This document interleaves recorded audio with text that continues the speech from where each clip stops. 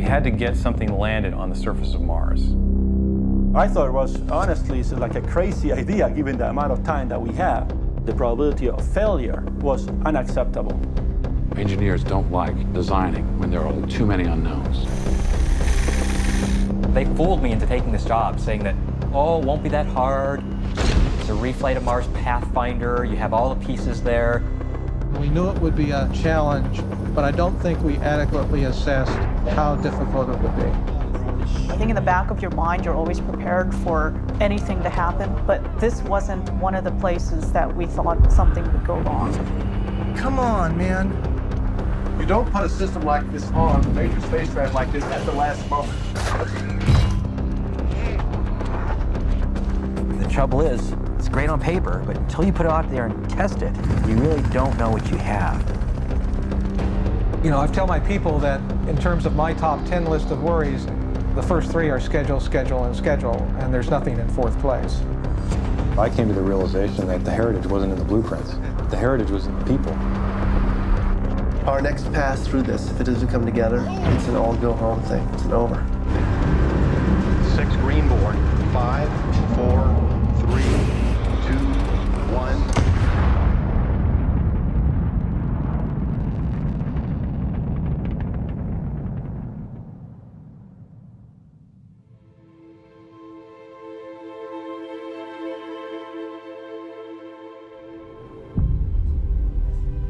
At the end of 1999, the Mars Polar Lander and Mars Climate Orbiter missions failed. I don't know if you have net punched up, but the numbers reported that they think that the signal may have been due to RFI or something in the front end. We're not seeing that in any of the other spectrums, but they're continuing to look. JPL was responsible for these missions, and that changed everything. There was a loss of confidence. What had to be done was we had to get back in the saddle. We had to get something landed on the surface of Mars.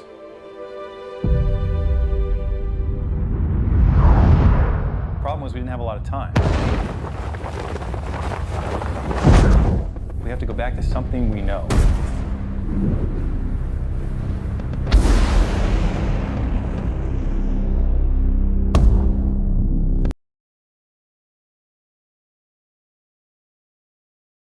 It was we knew the Pathfinder lander. And because of that confidence, we can do it in a short time. We got to take the Pathfinder lander and stick a rover in it.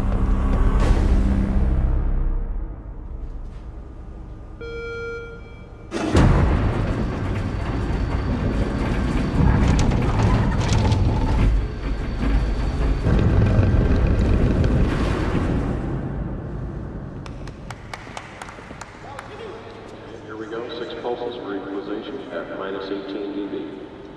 Pulse number 1, 3, 2, 1, mark.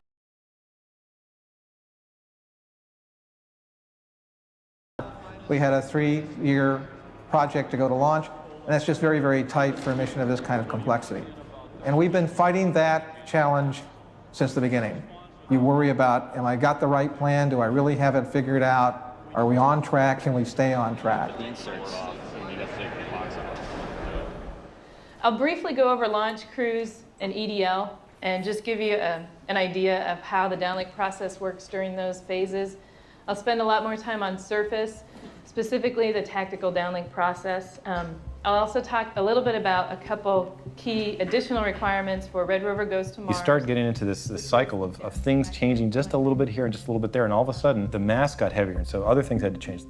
Your design heritage, the blueprint, I use the phrase that I will never use again because no one will believe me, is build to print.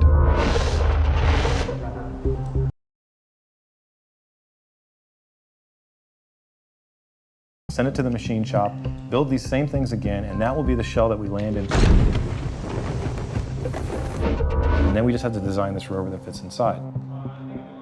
That build to print concept is the one thing that was completely wrong. Message here is if you see something that you don't like in the MER mission system design, I'm one of the people you can blame. I came to the realization that the heritage wasn't in the blueprints. The heritage was in the people. And the people who designed this thing before, they've gone through this design work, they've experienced all the difficulties, they know how to solve it. And then we have a final TCM at 48 hours out.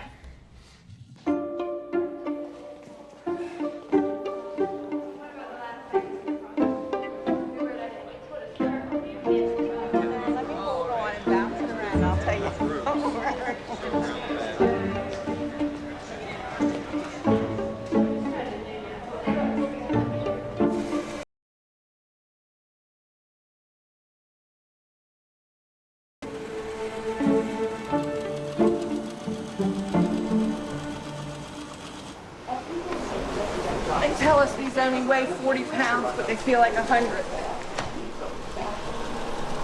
We are building airbag systems to cushion a rover that's going to Mars.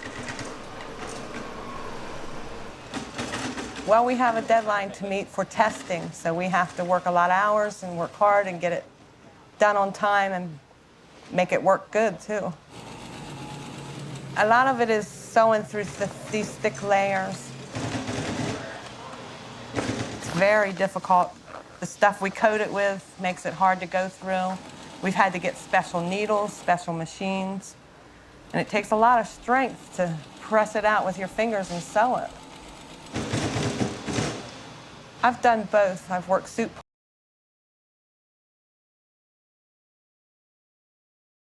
Carrots, you know. Gloves are more delicate, more complicated mentally, smaller. This is physically challenging because it is heavy. We have a lot of questions because in the whole time you're building it, you're wondering, is this going to be right? Is it going to be okay? Is it going to work? You can't imagine the joy. We were jumping up and down when Pathfinder landed and was successful, and that's what we want to bring into this. How would you feel if you knew that something you have actually worked on and touched every day was on Mars? Our names are on Mars because we got to sign the lander panel of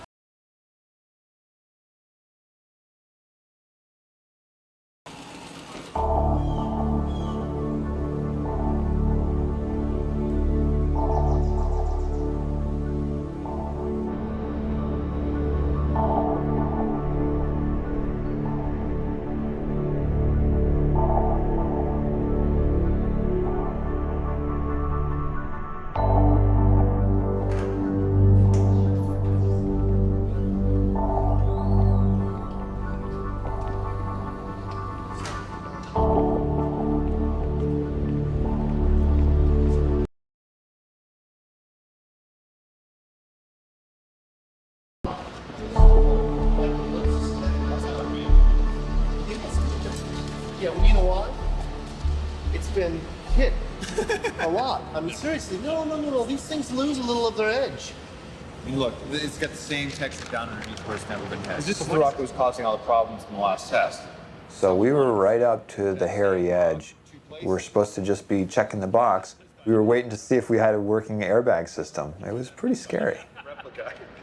It's amazing. You never would have guessed that this rock would cause so much trouble. No, it's not. This is sharp. They fooled me into taking this job, saying that, oh, it won't be that hard. It's a reflight of Mars path.